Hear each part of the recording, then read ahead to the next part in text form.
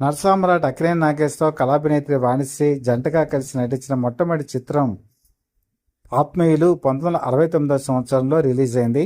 అలాగే వీళ్ళు జంటగా నటించినటువంటి ఆఖరి చిత్రం అంటే హీరో హీరోయిన్లుగా చెప్తున్నాను అండమాన్ అమ్మాయి.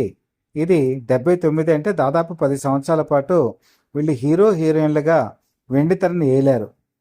అలాగే ఆ రోజు నవలకి సంబంధించిన కథానాయకుడు అక్కినేని నాగేశ్వరరావు అయితే కథానాయిక వాణిశ్రీ. ఈ ఇద్దరు జంట ఆ రోజు ప్రేక్షకుల్ని అలరించింది. అలాగే నిర్మాతల్ని కాంట్రవర్షియల్లో ముంచెత్తింది. ఆత్మీయులు సినిమాకి నిర్మాత దుక్కిపాటి మధుసూదన్ రావు ఎదనపూడి సులోచన అనే నవల ఆ రోజు అందరినీ కూడా ఆకట్టుకున్నటువంటి నవల, వెరీ పాపులర్ నవల. ఈ నవలని సినిమాగా తీద్దాం అనుకున్నప్పుడు వాణిశ్రీని చెల్లెల కింద పెడదామని చెప్పి దుక్కిపాటి మధుసూదన్ రావు కబురు పంపించారు. వాణిశ్రీ వెళ్ళి వినయంగా చెప్పారు, నేను ఈ నవల ఈ సినిమాగా చేస్తున్నారు కాబట్టి నేను హీరోయిన్గానే నటిస్తాను అని చెప్పి ఆవిడ చెప్పడంతో దుక్కిపాటి మధుసూదన్ రావుకి మొట్టమొదటి కోపం వచ్చింది. ఆవిడ నచ్చ చెప్పడానికి ప్రయత్నం చేశారు. ఇది హీరోయిన్ ఓరియంటెడ్ సినిమా కాదు, ఎక్కువగా చెల్లెలకే ప్రాధాన్యత ఉంటుంది కాబట్టి హీరోయిన్గా చేస్తే బాగుంటుంది అన్నా కూడా ఆవిడ హీరోయిన్గా చేస్తానని మొండికేయటంతో గత్యంతరం లేక ఈ సినిమాలో ఆయన హీరోయిన్ కిందే పెట్టారు. చెల్లెల కింద విజయనగరంలో నటించారు. పాటలకు మాత్రమే పరిమితమైనటువంటి ఈ క్యారెక్టర్ సినిమా రిలీజ్ అయిన తర్వాత అందరినీ కూడా ఆకట్టుకుంది. ముఖ్యంగా ఆవిడ హెయిర్ స్టైల్, ఆవిడ కట్టినటువంటి శారీస్ ఒక రకమైనటువంటి సొగసు, ఎలిగెంట్ లుక్ ఇవ్వటంతో చాలామంది నాగేశ్వరరావు పక్కన హీరోయిన్గా వాణిశ్రీ బాగా కుదిరింది అని చెప్పి అనుకున్నమాట వాస్తవం. కానీ తర్వాతి కాలంలో 1971 దసరా బుల్లోడులో మొట్టమొదటి హీరోయిన్ వాణిశ్రీ కాదు, జయలలిత. చివరి వరకు కూడా ఆవిడే అనుకున్నారు. షూట్కి వెళ్ళబోతున్న తరుణంలో జయలలిత అనేక కారణాల వల్ల ఆ సినిమాలో నేను చెయ్యను అనేటప్పటికీ ఆ స్థానంలోకి కాల్ షీట్లు అడ్జస్ట్ చేసి వాణిశ్రీని తీసుకోవాల్సి వచ్చింది. ఓ విధంగా రెమ్యునరేషను అక్కినేని నాగేశ్వరరావు కన్నా 10,000 ఎక్కువగా ఆ రోజుల్లో తీసుకోవటం ఒక విశేషం.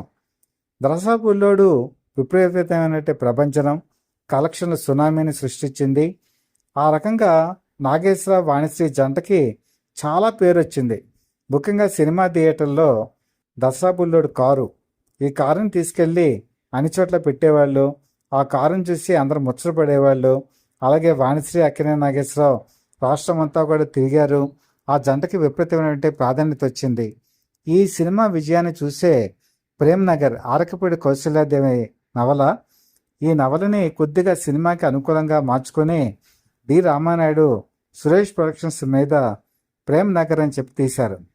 ప్రేమ్ నగర్ మొట్టమొదట సినిమా రిలీజ్ అయినప్పుడు వర్షాలు అయినా సరే ఎక్కడా కూడా జనాలు వెనక్కి తగ్గకుండా ముందుకెళ్లారు. టికెట్లు కొన్ని సినిమా చూశారు, అద్భుత విజయం సాధించింది. పాటలైతే సూపర్ డూపర్ హిట్.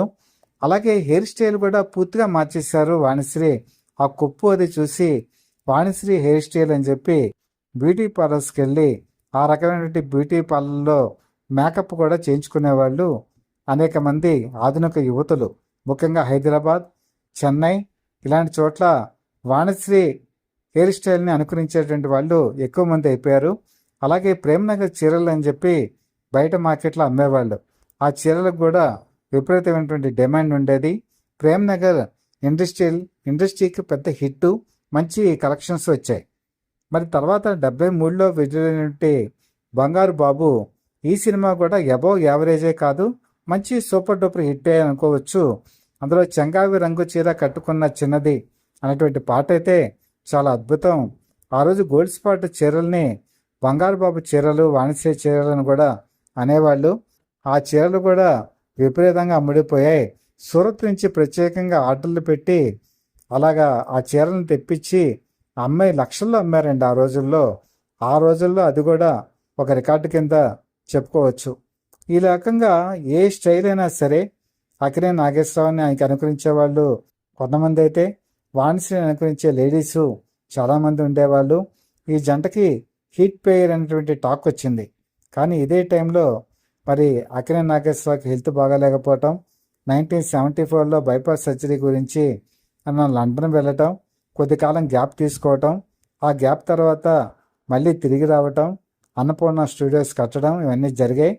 ఆ అన్నపూర్ణ స్టూడియోస్ కట్టిన తర్వాత తీసినటువంటి మొట్టమొదటి సినిమా మరి సెక్రటరీ యదనపూడి సులోచన అనే నవల 1966లో వచ్చింది. అంటే దాదాపు ఈ నవల రిలీజ్ అయిన 10 సంవత్సరాల తర్వాత సినిమా కింద తీశారు రామానాయుడు. పూర్తిగా అన్నపూర్ణ స్టూడియోస్లోనే చిత్రీకరించబడినటువంటి ఈ సినిమా యావరేజ్గానే నిలిచింది.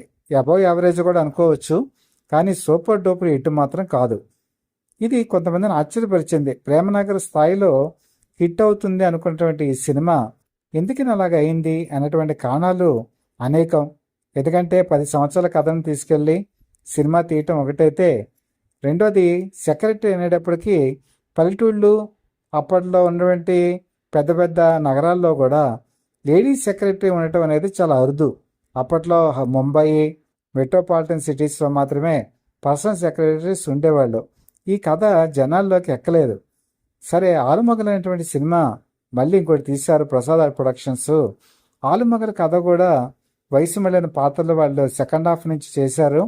అది కూడా ఆశించినంత స్థాయి విజయం సాధించలేకపోయింది. అది కూడా అబౌవ్ యావరేజ్గానే మిగిలిపోయింది.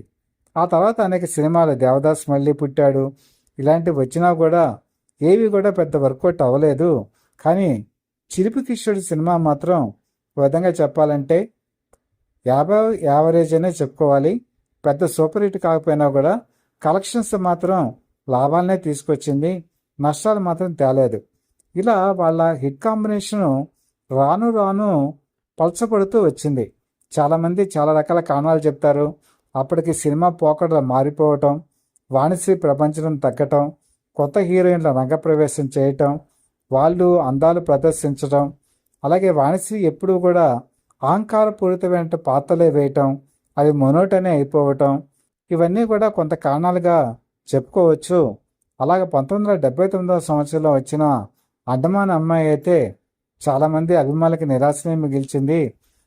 కథనం కూడా బాగున్నా కూడా అది యావరేజ్ సినిమాగానే నిలిచింది తప్ప అబౌవ్ యావరేజ్ కూడా అవ్వలేదు. దాంతో ఆవిడ రిటైర్మెంట్ నిర్ణయం కూడా తీసుకొని ఇండస్ట్రీ నుంచి వెళ్ళిపోయారు. వెళ్ళిపోయిన తర్వాత కొత్త తరం నాయకులతో అక్కినేని నాగేశ్వరరావు నటించారు.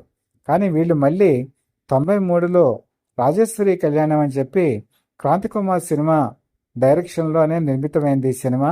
అందులో వృద్ధ దంపతులుగా నటించారు. అలాగే ఈ సినిమాలో లేడీ విలన్గా జయచిత్ర కూడా నటించడం జరిగింది. కథ బాగుంటుంది, కథనం కూడా బాగుంటుంది, హార్ట్ టచింగ్గా ఉంటుంది. కానీ ఇది కూడా పెద్ద సూపర్ డూపర్ విజయాన్ని ఏమి అందచేయలేదు, యావరేజ్ సినిమాగానే నిలిచిపోయింది.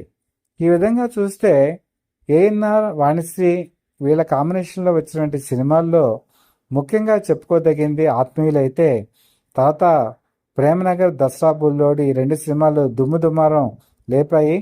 బంగారు బాబు ఒక నమోదుగా చేసుకున్నట్టు గుర్తుంచుకోదగిన విజయంగా మిగిలింది.